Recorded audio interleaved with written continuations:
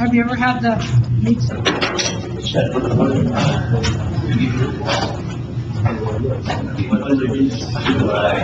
United States of America, to the republic which stands one nation under God, indivisible, with liberty and justice for all. All right. Do we have any comments from the audience today? Seeing none, let's move on to item 3, any corrections to the agenda or the consent calendar.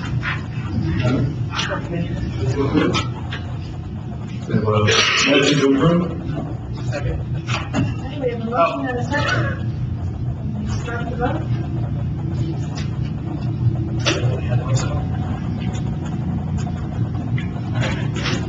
Okay, moving on to item 6A, Tahoe Creek temporary sewer refill. There we go. Julie, you're taking this.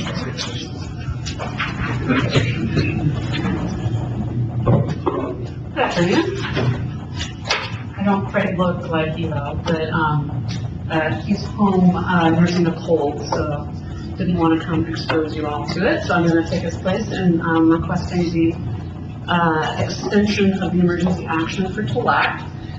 He did give me some information on some things that have occurred since the last time you were here on September 1st. I don't want to read the whole thing to you. I know he likes to be very thorough. Yeah. But the bottom line is that the permitting process is moving forward. We have received a copy of the TRPA permit. We held the pre-grade inspection, and Payne has begun installing the BMPs and setting up their staging area. My understanding is the last remaining item before they can actually begin work is the execution of the final 404 permit from the Army Corps of Engineers. We have received some notification from them that is in process, and so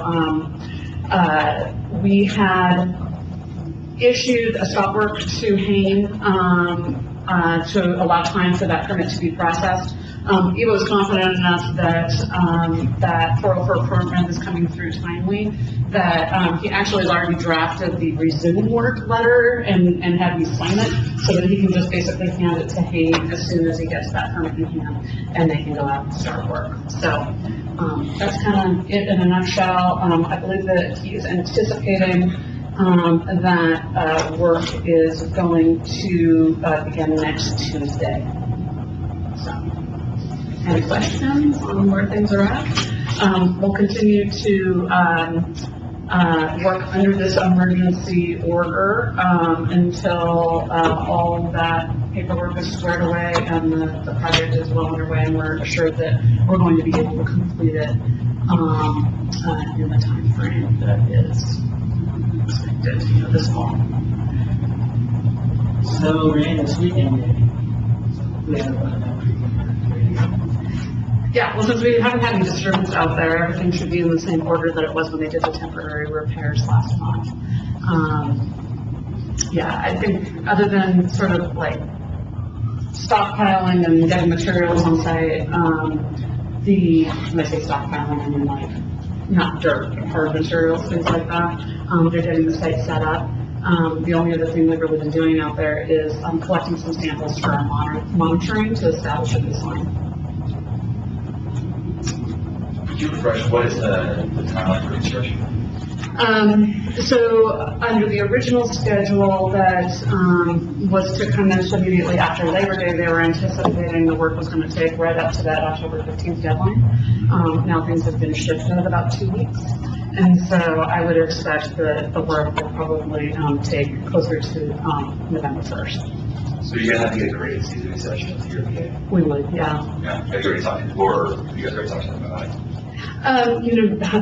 I would expect that would have been a part of the conversation since they've been talking to them, just this week about issuing the permit. Trevor, are you in the room? Have you had any conversations with Evo about grading season extensions yet? Okay. They will have a standalone permits, Its own? Yes. Okay. Yeah, so because it's standalone, and normally, they start having these conversations about 2 weeks in advance, right? They don't really wanna like be issuing permits more than 2 weeks out, so. Right, I guess just to make sure there's the advance warning, so that when they get inundated in that space, the 2 weeks, that you already kind of seen you coming. I mean, I have no doubt that they're gonna grant it, and let's just be honest, it's more just a concern of processing time. But I'm not terribly worried, just curious. And that's all I know. Any other questions? All right, well, with that, I would, like to urge the board pursuant to public contract code section 22050C, continue emergency action to complete temporary measures and construction of the Tahoe Creek Sewer Pipeline Project to prevent the collapse of the district's Albany Beach sewer pipeline into Tahoe Creek. So moved. Second. We have a motion and a second. Thank you for that.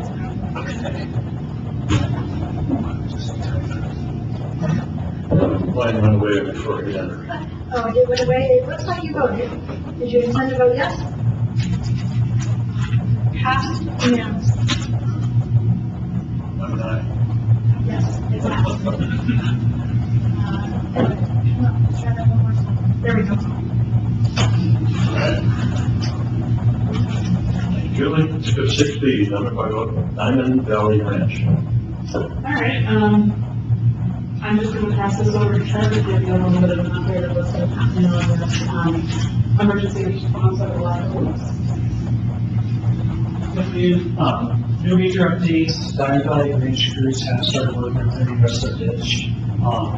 We should be receiving delivery of an excavator today for our crews to operate. It's not a huge excavator, it's a 20,000-pound machine. Machine you only have out there is about 12,000 pounds, so it's almost twice as large, which will roll in a little bit faster. They spent about 2 or 3 days with our small excavator doing about 150 feet of ditch, and we do about 5,000 feet, so it'll be going a lot faster with a larger machine. No major rain events out there, so no deterioration out there. They've updated last time. We're moving forward with having our fencing contractor from the Tamarack fire proceed with getting silt fence in. He's got a ripping bar to do that lower trench for their silt fence, so he can get it pretty fast and efficiently. So we're encouraged by that. Other than that, I don't think we have any major updates. In the background, the big focus is getting ready to replace the hydraulic. They actually valves are in this reservoir, so we haven't been exclusively focused on the fire cleanup, but we're working on that. How about that Snowshoe Thompson pipe piece? Was there any update on that? Or is that not related? Not necessarily emergency action, we're piping a small section of ditch. The only other update is I'm meeting with Yesenia, our grants coordinator, tomorrow at 11 with our Cal Emergency Services OAS contact, talking about funding and where we stand with reimbursement from the Tamarack fire. We're also going to bring up potential reimbursement from the civil defense. I think that's the big updates.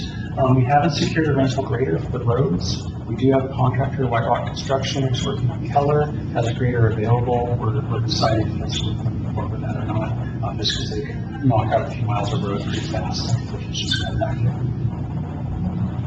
Any questions? Otherwise, we'd like to ask for the continuation just to allow us to continue to be renting large pieces of equipment, moving forward with expedite contracting for silt fence, things like that. That's This is what we say, so moved. I'll repeat it, so that we got all of it. Great. Great. When do you think the silt fence will be installed? when, Yeah, when do you think it'll be done? let's say in the next month. Our rain season is really picking up that badly. I know we're seeing some increased moisture in the forecast, but my biggest concern is these summer thunderstorm events that are pretty major. We're just not seeing things move with the smaller rain events. But I mean, it'll be done as soon as we can, but I would say realistically within the next month.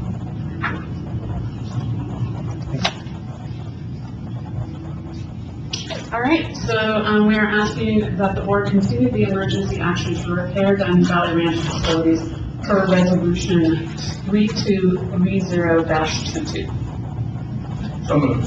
Second. We have a motion and a second.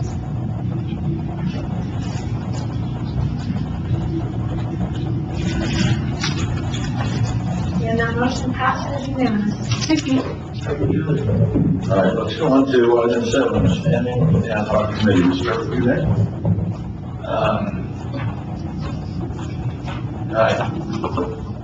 I don't think I've had an ad hoc committee, so that's something that's done. The Tahoe Keys ad hoc committee was canceled, rescheduled. And then we had an office meeting on Monday. Julie provided us a very thorough update on various items: water systems, sewer collection system, water treatment plant, export system. Sounds like some of the efforts we're taking to flex our lines and everything else is helping us to meet our iron standards. And see any other couple more news on leaks and so on North Trucking Road. Like Tahoe Boulevard, that area. Yeah. Still having signs of cyanotoxin contamination in Indian Creek Reservoir. I don't know if there's anything else you want to throw out there, but anyway, it's very thorough. So we're good. Others? What was the, key meetings? I think it's still What would be that, 20th, 21st? 20th, maybe it was one of them. And they're fixing the leak on Turbeck Trail right now, so. Jake called in early this morning, yeah, water leak, so.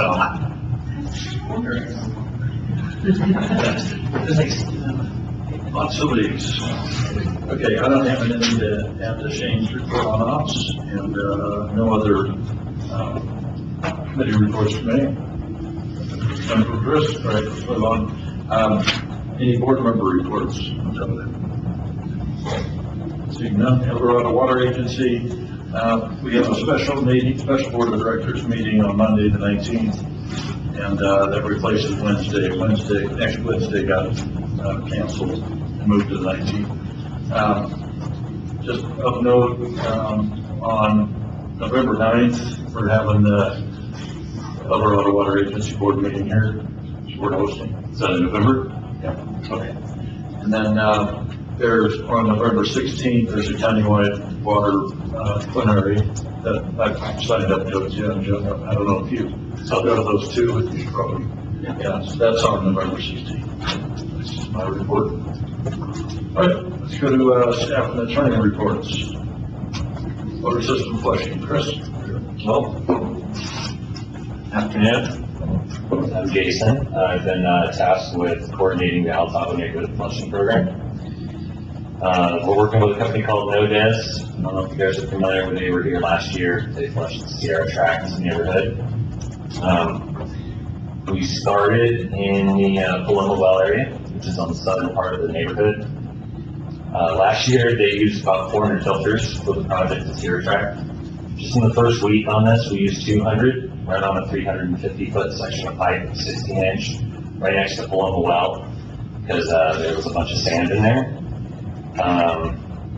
Right now, we're at 1,000 filters for the neighborhood, and we're not completed with the project. We're having an issue getting more NSF 61 filters for the project to complete it, and unfortunately, we're not going to be able to get any more. So we're just going to run out the project right now until we're out of filters. It looks like Wednesday will be the last day for us for flushing. Let's see what else we got here. Oh, halfway through, well, a week into the project, President of NoDes made a trip from New Mexico. They gathered all the NSF 61 filters they had on hand and drove them up here. He did it in like a 2-day trip from New Mexico. He actually went to LA first, then he came up here to grab some more. Let's see, the budget was allocated for 3 weeks. We're currently in the 4th week. So we're going to have to request more money on the next board meeting. We weren't able to get a change order ready, so I'm kind of priming you guys for the change orders for next board meeting. And that's due to the extra filters and time that we use for flushing the Paloma area and the sanding issue. So, is there a screen for them to see? Do you have a presentation? Well, I've got some pictures of what we're flushing and what these filters are looking like, so you can get an idea of what we're pulling out of the water lines.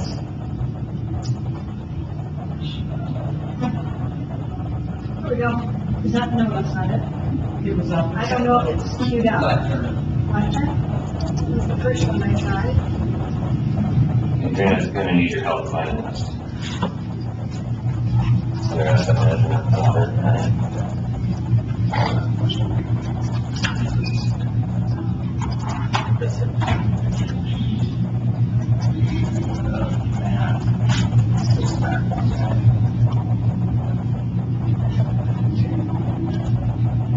Okay.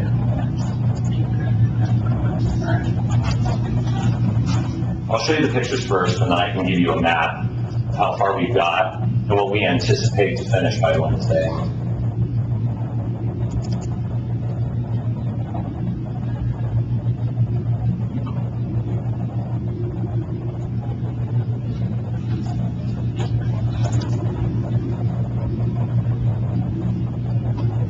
So here's a picture of one of the first days by Paloma Well.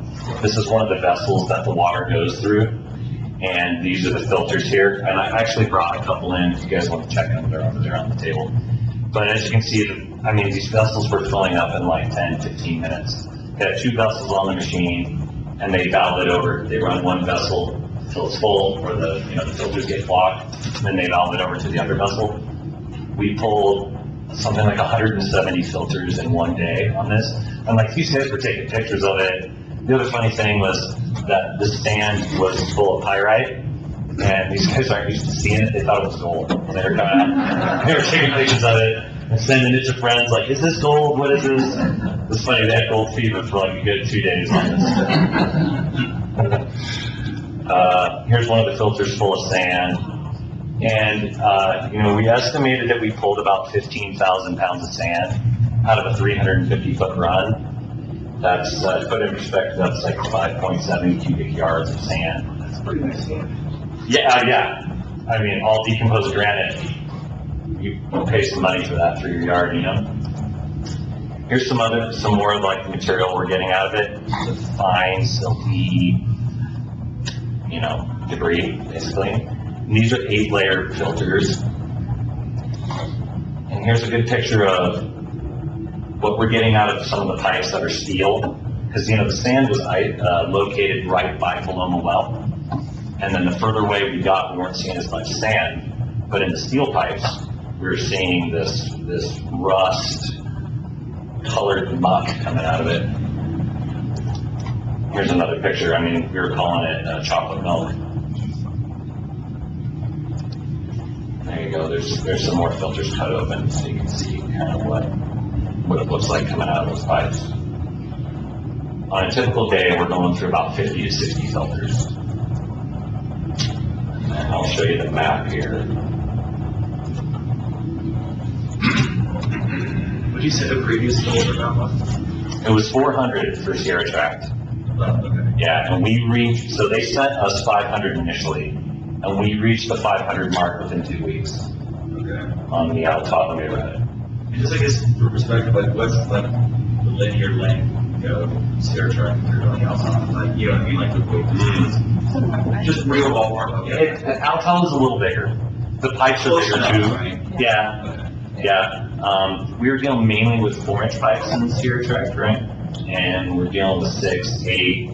The sand came out with 16-inch pipe. These are main transmission lines because Altapa Well and Baby Well are 2 main producers of water. So the big transmission lines go right through there. Which one? A lot more C900 type. And Yeah. on top of the Sierra Tract, so we actually thought we might be using less filters than we did in Sierra, but that has proved not right. Seems like a good opportunity for innovation, finding like a more recyclable type filter, maybe a steel mesh or something, I don't know. Yeah, we were asking those guys if they've ever done that, like wash the filters out. That's like, what? No. And the filters that were coming out of the sand, they looked totally clean. It was just sand coming out of there. So the lines in green are the lines we flushed. This orange section right here was, Paloma Well's located right here, was right on the side of it. That's 350 feet. We were there for a full week.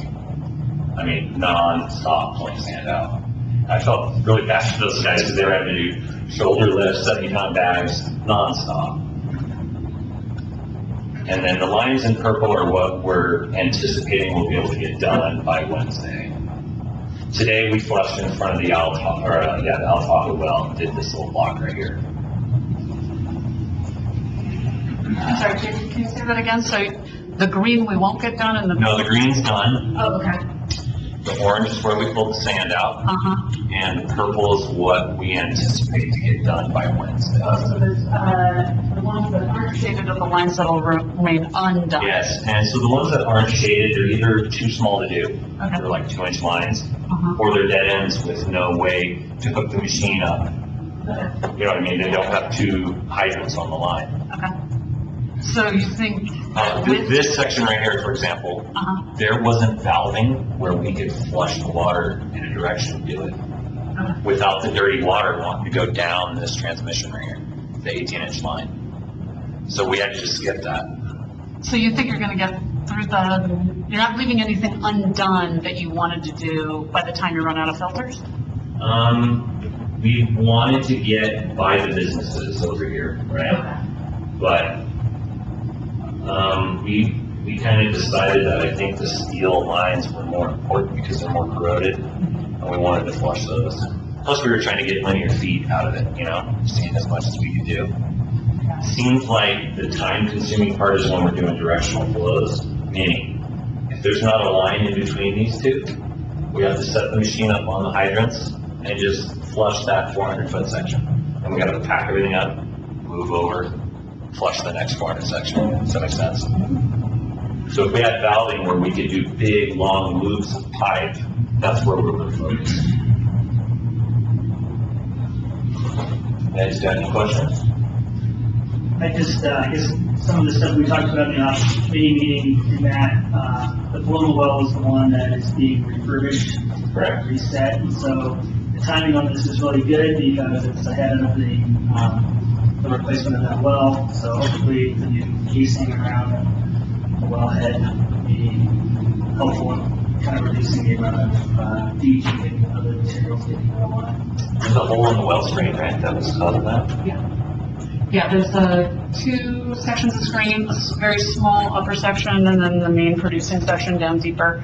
And the hole that produced all this sand was in the upper section, so that's just going to get screened off, is my understanding. Do you know if there's any, I guess, similar artifacts in the Tahoe well? Are you finding any large debris? So we flushed that today, and we only went through one filter change. That basically means there really wasn't much in that line. That's a 12-inch PVC in front of Tahoe.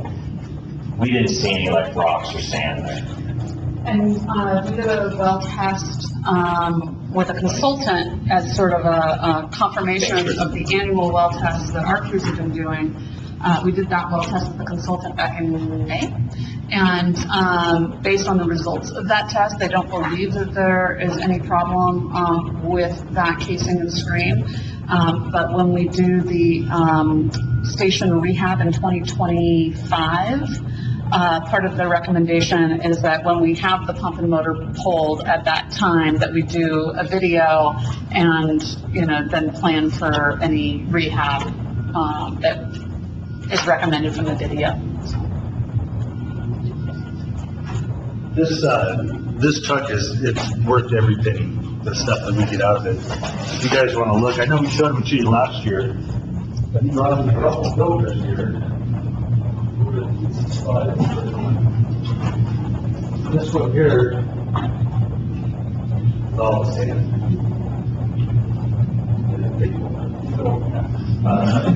This one here, this is what you're seeing happen to your lines. And actually, that filter's pretty clean compared to some of the ones we were pulling out. They were gross. And there's hundreds of these things that look like this, so it's really nice. My phone number was on the handout, door hangers, for any problems or dirty water, anything like that. And I've had quite a few calls, but I don't think I've had to have a plumber go out to anybody's house yet. I haven't had any water quality, right, until today. Yeah. We had one complaint from police codes having dirty water, and we think there's a connection in there that bypassed the valving, and some of the dirty water leaks back over that way. I mean, we were over here by, well, this one, there we go. Tahoe well, which is right here on Sacramento. Police codes is right off 50. We were flushing towards the west. So it's kind of curious as why they would end up with dirty water. Most of the phone calls we've been getting is people concerned when we were going to flush. So I came to door hangers. Within a day or two, we get people go, well, when are you going to be here? So I'm going out the day of flushing and knocking on the door and letting people know, hey, we're going to be flushing your water lines today. Don't use any hot water. Don't drink any water. It'll be for a couple hours. And the public response from this has been, it's been great. I've probably had 30, maybe 40 calls throughout this process so far. And when you explain to them what's going on, how we're cleaning the lines, we're not wasting water, it's been nothing but great reviews for us. Everybody's just tickled to death that we're taking the time to clean out 50-year-old water lines and with very little problems to the customers. With this group, can you pump to waste? Or do you have to pump? Well, so just to give you an idea, the NODES stands for Neutral Output Discharge Elimination System. It's a mouthful, but basically it means we're not wasting any water flushing the lines. Yeah, no, I get that, but in the case where you have a well failure and, you know, what'd you say, 13,000 pounds of sand or whatever it is, could you pump to waste in that case, or pump to a tanker truck or? Just my opinion, from what I've noticed on this, is that I don't think we would get the velocity out of a hydrant to lift all that out of the pipe. The machine's got a motor and a pump on it, so it's increasing the velocity in the pipe to scour it and pick up the heavy solids. Yeah. Are you talking about using the truck itself and instead of going through the filters, just have a discharge hose into a baker tank? Right. I don't know. I've never heard him say anything about it, but I don't see why you couldn't. I mean, you have the hose coming in and the hose going out, so to me, well, you'd still have to probably go through the filter system, I would imagine. So is it more a question of using filters? Is that what you're getting at, like trying to eliminate the use of the filters? Correct. Gotcha. Sand goes out of the water lines into the sewer lines. Or just, you know, pump it into a truck or something. If you, instead of. I'm sure sections of our sewer probably couldn't handle the flow that goes through that, it probably still. But I just know that we're gonna get people locking up, asking us why we're flushing so much water, when we're asking everybody to conserve. I've personally been out flushing and had people ask me that. And I'm like, well, we're doing it for the good of the system. I don't know how to answer that. So, hey, I could probably help here. So on some of our discharges at the well sites, I've seen where we have a line flange team that's ready for a pump to waste. I haven't seen an actual pump to waste anywhere in our system where it's all set up to like go to a detention basin or something like that. I think part of that is just being in the Tahoe basin where we can't really discharge, like we can in other parts of the state. So if we wanted to do like a pump to waste, like say at Flomo well, we'd probably have to get a baker tank out there, and we would, if there's a blind flange on there, we could valve it so that it goes straight to the baker tank, and then you're just using the well pump, and we really wouldn't need the NODES truck to do that. It would just be the well pump and then going out to like a baker tank or something like that. That would just be locally, right, just for the well? Yeah, a lot of places have it where like when a well starts up, it'll pump to waste for like 5 minutes and let it clear up and then go to the system. But we don't have any automated systems like that that I've seen. We've done wells before where we've set up big sprinklers in meadows and on the side of the road when we go to flush a new well or flush a well. That's worked before. But as far as the truck itself, I don't know if you could use that truck for something like that or not. Anything else? Any other board members' questions? No, I guess I just one thing to add, like I live in that neighborhood, and I thought both the notification times, all of it was, really well conveyed to the community. So, you know, as a community member in this space, it was really well done. Yeah, I don't remember ever receiving a call that somebody was not notified. A lot of calls where we don't live here and, you know, can you tell me when it's gonna be done? Or I had one call where, this lady had her mother living with her and, she was afraid that the water was gonna be dirty and she couldn't use it. Her mom would be in trouble, so we set it up to where Jason called, a day but the afternoon before, then checked whether the next morning she was able to take her mom out and go to another residence that had water. And, like I said, I knock on wood, I haven't had one bad customer call or complaint. Everybody was really grateful that it went so smooth, not a lot of dirty water, and we're taking the time to clean out old lines. And we had good feedback coming into customer service too on this project. It wasn't even like, you know, my office is in this space. And I, you know, had the windows open, I couldn't even hear you guys. You were right on the street. So, I mean, yeah, it's really well done. I just say I eat at least goes quite a bit, so we gotta make sure. Yeah, we were both very concerned for them today. Actually, we have somebody over there flushing the line right now. You probably don't want to go in with a district manager. No, we want to take care of them. President's envy to me today. Plain it off. Right, good job. Let's move on to, 10B, workforce housing. I know this is something everyone's been interested in, and John asked us to take a look at it, to see what, if anything else, is going on, and maybe possibilities for district getting involved. Workforce housing, you know, largely because you've seen the both availability and the cost of housing skyrocketing here, and it's making it difficult to not just retain, but particularly to attract new employees to the district. I think there was one issue that came up recently, the replacement for Eva's position. That was an issue in that one where when they looked at the cost of housing up here in Sacramento, it wasn't favorable, and I think that was a factor in his not deciding not to take that job. And I think, you know, the district, you know, typically you can't do much to favor, to help housing prices for workforce affordable housing, dealing with either capacity charges or your rates. But, you know, you did do earlier this year, I think it was earlier this year, was the changing capacity charges to a square foot basis. And that made a significant difference in the cost of connecting up new housing units. So I think that was really positive. But, you know, other than that, there's probably very little the district can do in that option.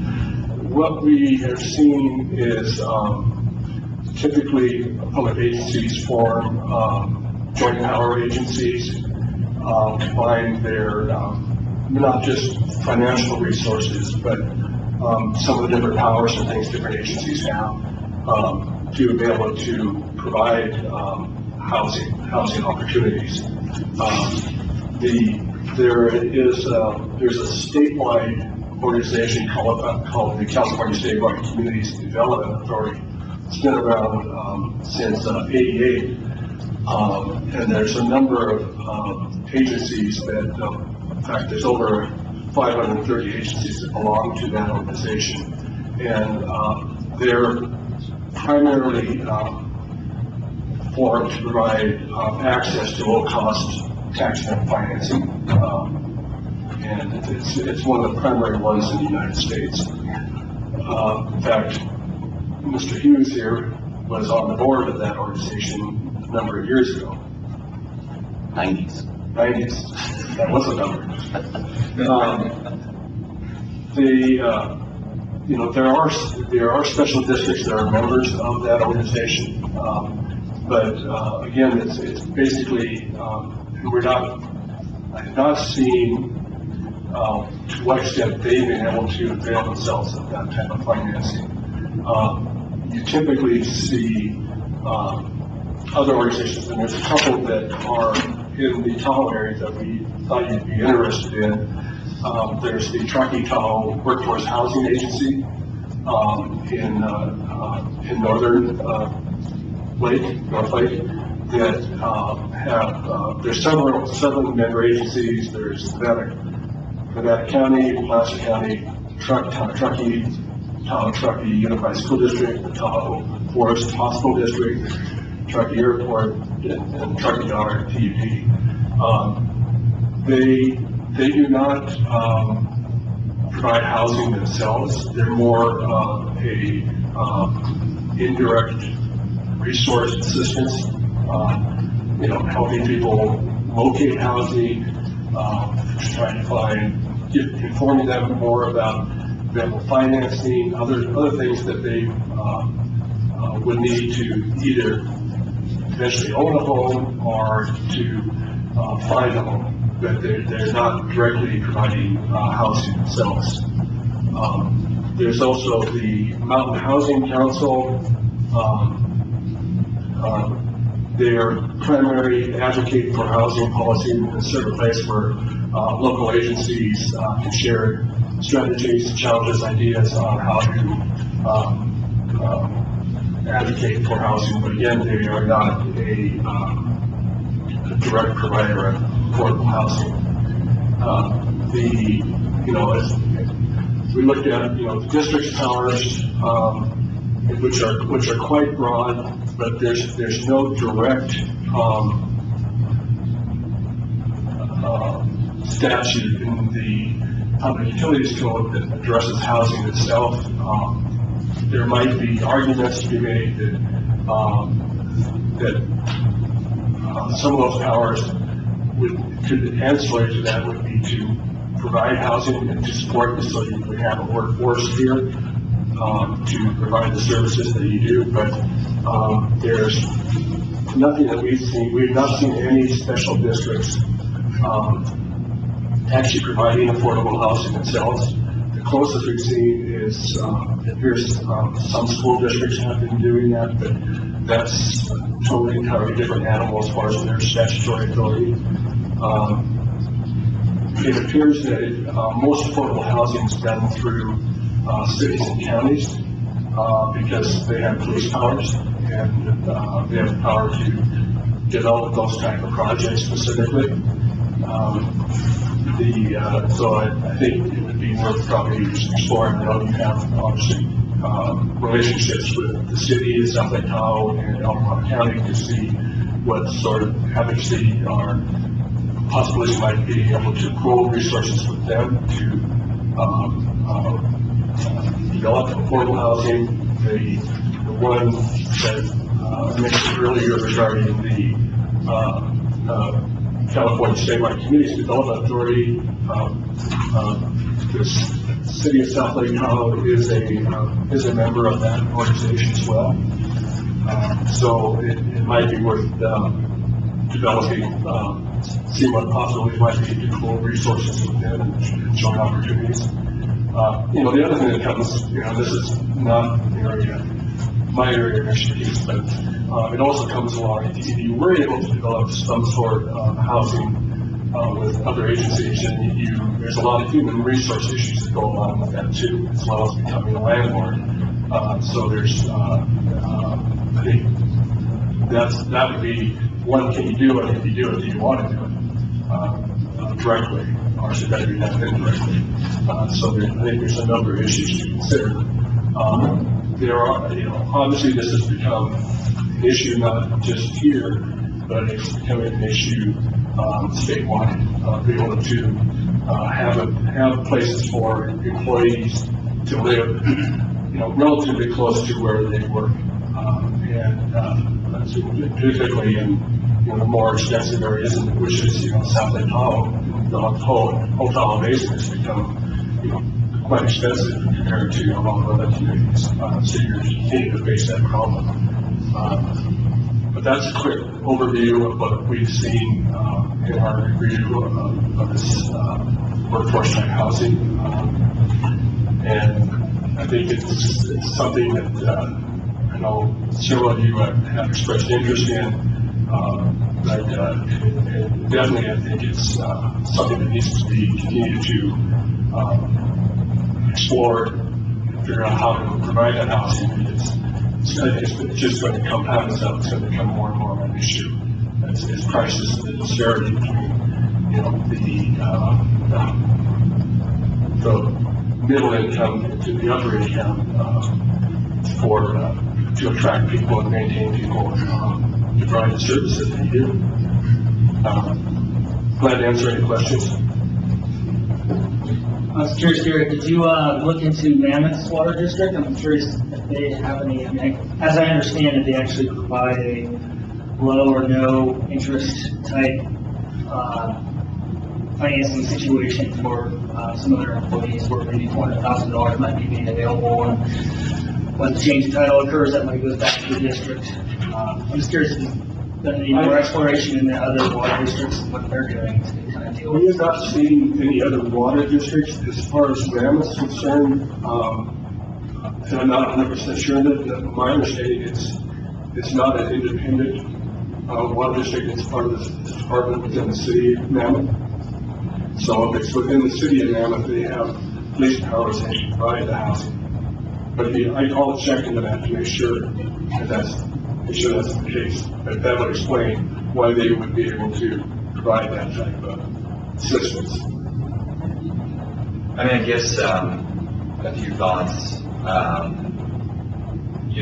looking at, well, I guess I would almost look at the housing question in kind of a tiered kind of thought process, meaning I think the making of the availability of housing would be more towards your entry-level staff.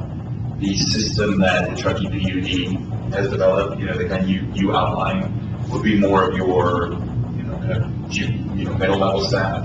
And then I don't know what, if anything, you have to do for senior staff, but I'd almost look at it kind of a breakdown like that. And my thoughts to kind of that first tier, kind of the entry level, us providing the housing, to the direct and indirect kind of relationship to it. My feeling is, follow the path of least resistance to your ends in some ways. And so if there are, partnerships through whatever mechanism that would take with the city, the county in particular, because I know the city's having these same conversations, that we could develop in which we could get to our ends with minimizing our regulatory kind of headaches while simultaneously limiting our long-term liability through becoming a landlord. I think that would be the direction that would go. So find that straightforward path to get us where we want to be, instead of trying to reinvent the wheel ourselves if we could get it if we could get there that way. There was one other aspect that I forgot to mention, and I forget if it was John or Paul or both that asked about it. The district is able to offer initial, let's say, signing bonus or stipend for the first year or something to help get new employees established in the area. Again, though, that comes with some, you need to work with your unions on whatever language and how that would work, but that is a possibility of providing some incentive for someone coming over here. Yeah, on that, I think I'd rather see a limited time housing allowance supplement, something that can end with the employees' termination. That's the hard thing.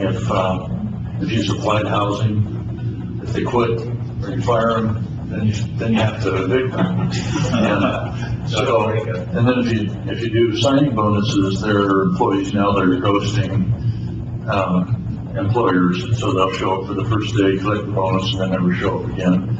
So I'm not a real fan of signing bonuses these days, but something that's a monthly, part of the promise, you say, first year we'll give you an X amount to supplement your housing, so you can get settled, that kind of thing, that can end if they decide to ghost the job. And that's exactly what we talked about. And someone said, well, they have to pay income tax on that, then yes, that's true, but still that's better than paying the entire amount of your mortgage or rent or whatever it would be. How do you determine that amount? I mean, is it just a simple calculation, what the job pays, what, you know what I mean? We actually haven't gotten that far into the conversation, yeah. I mean, I think that's a really, if we're able to do that, and, you know, they kind of outlined the pitfalls we could be walking into, so it seems relatively straightforward and kind of alleviates those pitfalls in the short term. Yeah, for us, it's easy to administer too. It's like a car allowance or something, pretty easy to run that through payroll. And it's easy to handle. Yeah. It's not that simple. It wouldn't be that simple, because if you offer to new employees, would you not have to then offer to everyone? Would that be something that you would have to, I mean, No, I don't know this. I guess I don't really see it as being any different than any other benefit we have, because we do have, there are some benefits within our MOU that had like a start date or an end date, and older employees are still getting it, but new employees are not. So yeah, I don't think it would have to be retro.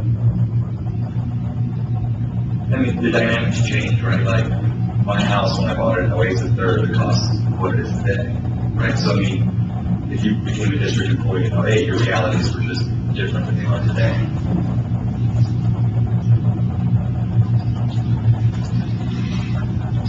All right, any other discussion on that? I guess for me, it's more of, this is a great summary, and thanks for doing all the research. I'm just wondering, how do we kind of close the ends on this? I mean, I'm thinking that we might want to come forward with some options for us to consider, think through, and understand the pros and cons, and what are the, I guess, the variety of options that might be out there for us to consider, and, you know, try to move this forward a little bit further along, and kind of just a brief overview of what's out there.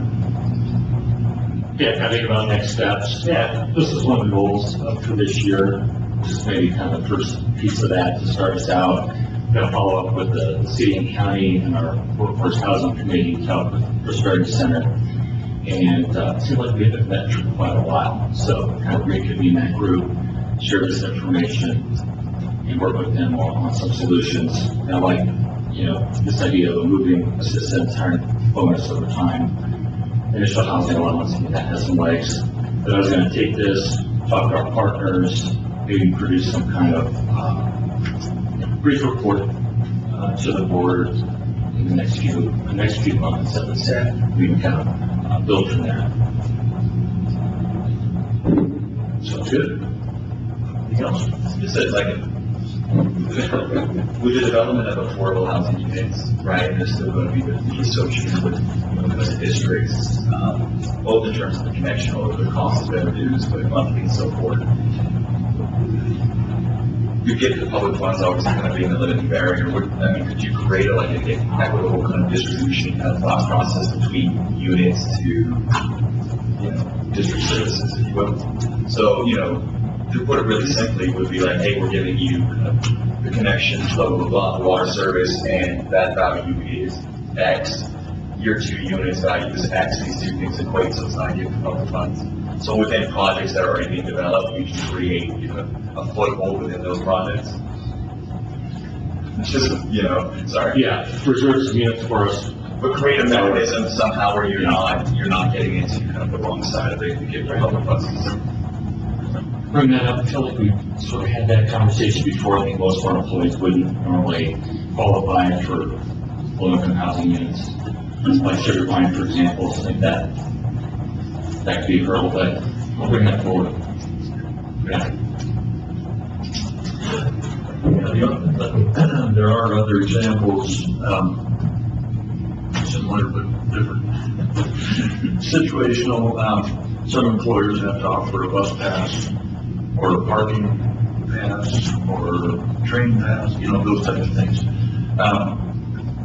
The key is that it's revocable, you know, fairly quickly. And that's the thing about provided housing is it's much more difficult to revoke. So if they find their own place and you're supplementing it, you can cut the supplement, and then they're on their own, they can rent. But if you're providing housing, then you know, it can be really awkward. Think about a lady, you know, for lack of work. It's not their fault, they have a performance issue or anything like that, you lay them off, and you gotta kick them out of the house too. No, I agree. I think That's kind of brutal. where I'm at though is like, so in the South Shore, probably in the last year, I've probably looked at 25 different affordable housing options, both in terms of conversion from SROs, single families, and a whole mix of projects. They don't work. And so what would love to see we can do, and I agree, your point is really, I think it's an excellent point, really needs to be considered, but to see if we could leverage kind of our position within the community, both in terms of being a public entity, but then also in terms of kind of political and economic prowess to help you develop more units in the community. And so if there was any way to throw all those deals, I think that would be a beautiful thing. But, you know, to Gary's point, like, and at some level, I think, you know, see what we can do now. I think your suggestion is great. And then as conversations with the county, you know, and the city and other partners go forward, see what that, you know, those opportunities present themselves. Because I don't think we can go this alone, except for giving everything we heard today. So I think at some level, we'll have to be some partnership if we want to. I guess I see a lot of staff out here today. Is there anybody that'd like to comment on this in any way in terms of how cost of living up here is maybe impacting your ability to afford housing? I just want to, I guess, open the floor if you want to come up and say a couple words.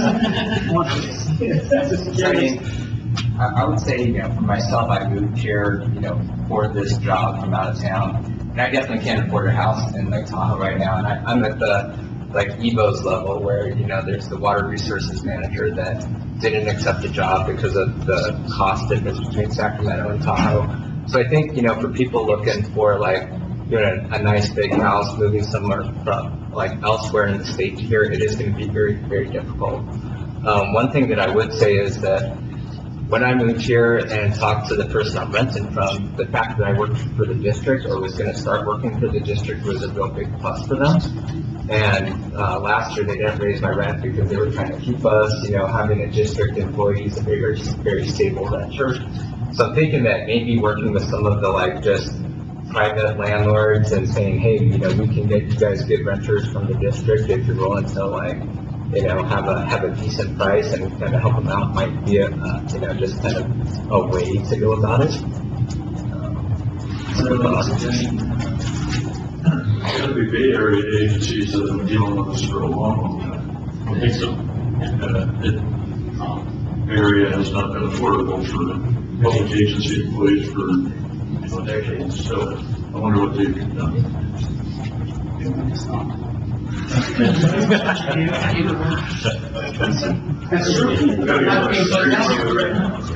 There's a lot of dragons and balls. So, I mean, with a third of our staff that's coming out from Arsenal. And then I guess there's the other thing of just having people stand by and, you know, maybe they live down the valley or something, and just having a place for them to bunk for the night or just be available for their shift or whatever. I mean, there's that too, right? So Yeah, that's standby housing. Currently, we put them up, if they're out of town, we put them up in a local motel. But that's another project we're looking at, cost effectiveness of having our own standby facilities. Very good. Tough issue. All right, let's go to 10C, solar update, Julie.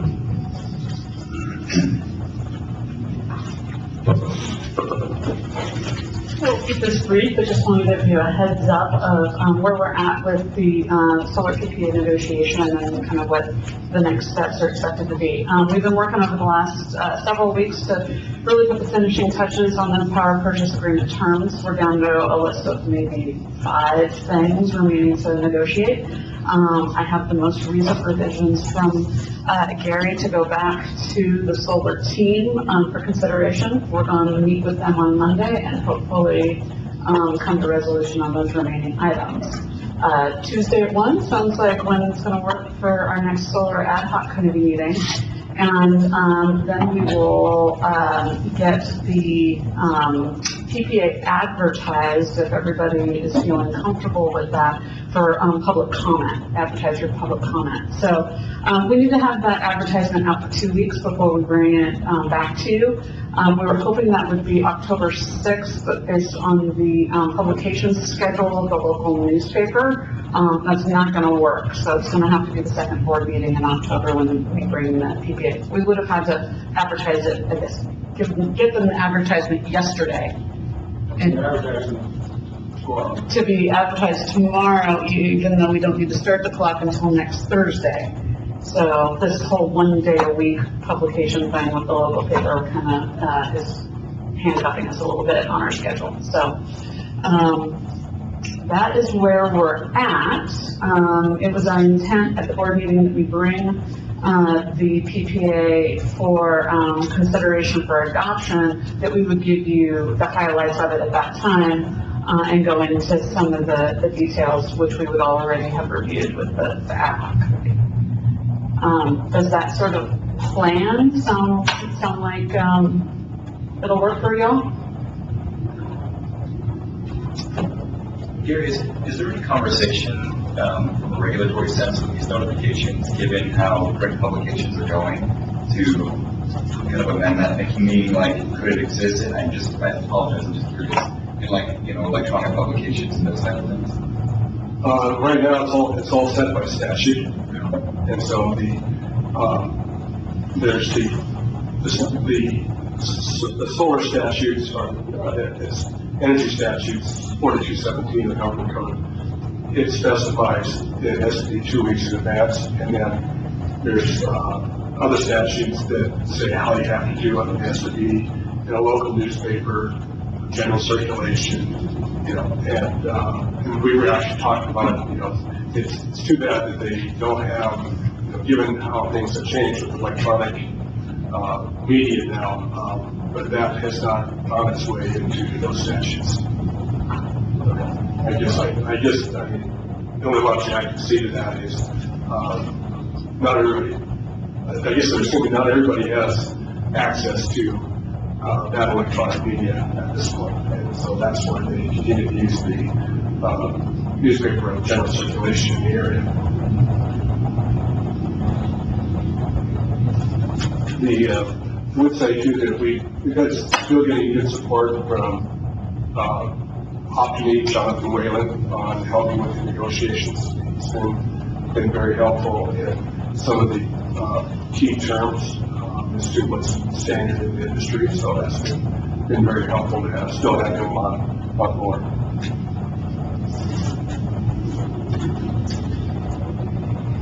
All right, anything else? Very good. Thanks, Jim. All right, general manager report, item 1. Actually, we sneak one more item under staff reports. Staff reports. So we have the elections coming up November 8th, which we're all aware of. In the past, the district has provided a candidates open forum here at the district where we invite the candidates to come in, staff come in, family members, the community to hear what each candidate has to say, what the platform is, answer some questions, provide an opening statement and a closing statement. Is that something that the board is interested in doing again this year? And the reason I ask is because there are several other organizations that do this as well, including everybody in the basin that's running. This is the fewest number of candidates we've ever had run, so it doesn't mean we don't need to do one, but just wanted to check in with the board and see what your thoughts were. I think it's always been done, just keep it going. Good. We'll look to do that probably the second or third week in October. Yeah, I mean, I have nowhere to be except.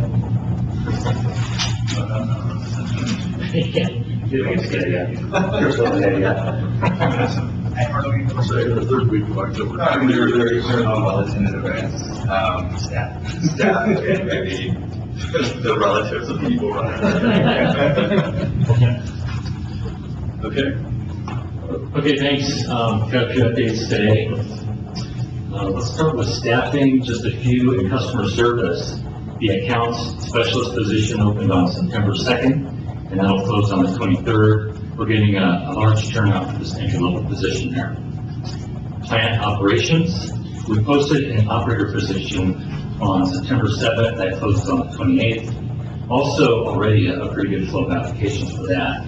This is for either really an entry-level position at the plant, really no experience required, or it could be a more experienced operator that we call an operator 3. So we'll see who applies and interview and decide which one would work out best for our crews. And then in engineering, the posting for the asset management specialist position closed on Monday, and we're looking at 7 applications for potential interviews. 2 of these are internal.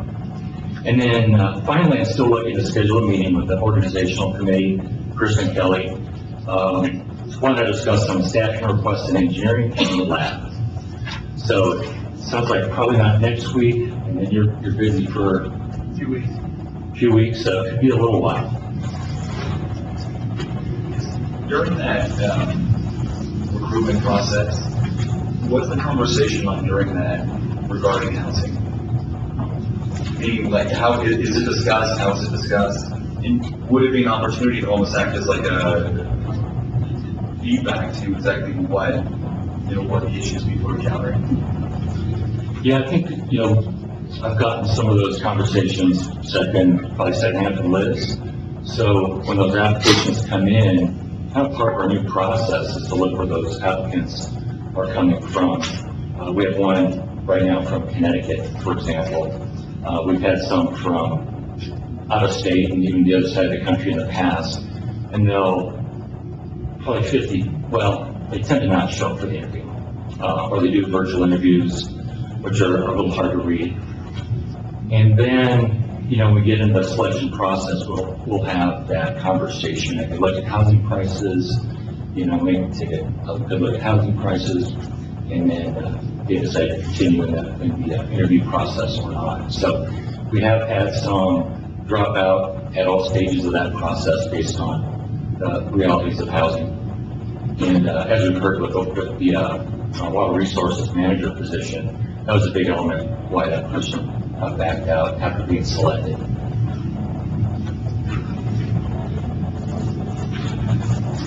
So next we have California Tahoe Conservancy. I met with the new executive director, Jason Vasquez. He's familiar with our agency, but was surprised to hear about really the size and complexity of all of our different operations, water, sewer, and especially our recycled water systems. And so I might go back to CDC with that PowerPoint show that I put on. Actually, I was there about 3.5 years ago and did it for the staff at that time, so I might return to CTC and do that again. But anyway, a really good meet and greet with Jason. We talked about our excellent partnerships with the CTC, especially our ongoing fuel reduction program, both at our plant and at dozens of our field facilities. We're working on another $200,000 CTC grant right now for that purpose. And then, similar to my talks with the Forest Service recently, I talked about all the lots that CTC owns. 2,450 lots in our system are owned by CTC. And so those have all been taken out of our customer pool. The water and sewer system has already been built to accommodate development on those lots. We have ongoing maintenance, repair, and replacement needs, and we need to abandon sewer laterals and continue to maintain the system and provide fire suppression. So I feel like he really understood that they had some responsibility on this, and he's looking to help find some funds to help finance this type of work. On the sewer side alone, the lateral abandonments would be probably a $3 million project alone. So we're going to meet again in the next few months with our own staff and follow up. So sort of old problems, but new ideas, and hopefully some new solutions.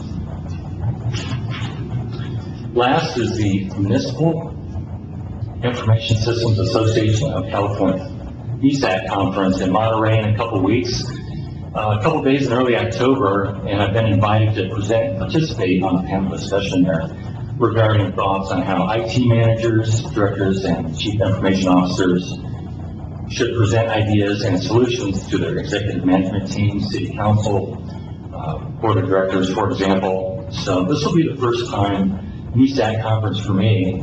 I saw some good sessions there as well. And among other things, I'm really looking for more ways and better ways to connect our staff with our system data, with our field data, and pull that into analytics to make more informed decisions faster decisions, and also to try and reduce the amount of time our crews spend driving from all around to our 86 different field facilities. So that's one of the things I'm looking at. And that's the VSAC conference. That's all for me today.